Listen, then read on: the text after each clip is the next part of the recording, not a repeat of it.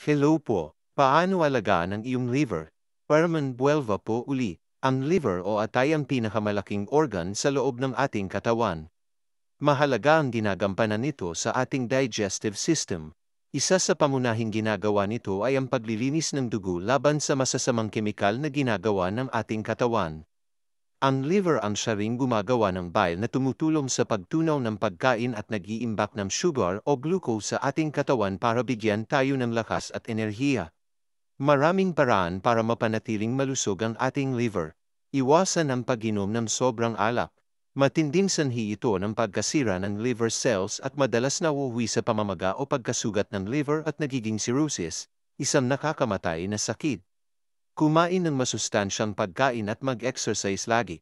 Ang pagkain ng tamang pagkain at regular exercise upang hindi tumaba ng husto ay makakatulong para hindi magkaroon ng non-alcoholic fatty liver disease. Huwag basta-basta iinom ng mga gamot. May mga gamot na pang-cholesterol na may side effect sa liver at nagdudulot ng sakit tulad ng ilang painkillers. Kumonsulto muna sa doktor bago uminom ng kahit anong gamot. Alamin kung paano maiiwasan ang viral hepatitis. Mapanganib na sakit sa liver ang viral hepatitis.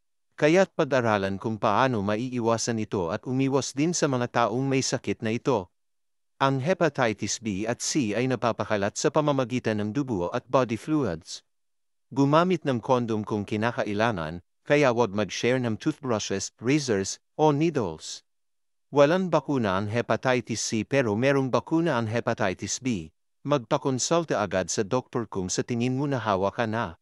Iwasan ang mga bagay na toxic o may toxins. Mag-ingat sa paggamit ng mga panlinas, aerosol, at insecticides na may mga kemikal na makakasama sa liver. Iwasan ang paninigarilyo. Ang mga additives at kemikal sa sigarilyo ay masama sa kalusugan ng atay.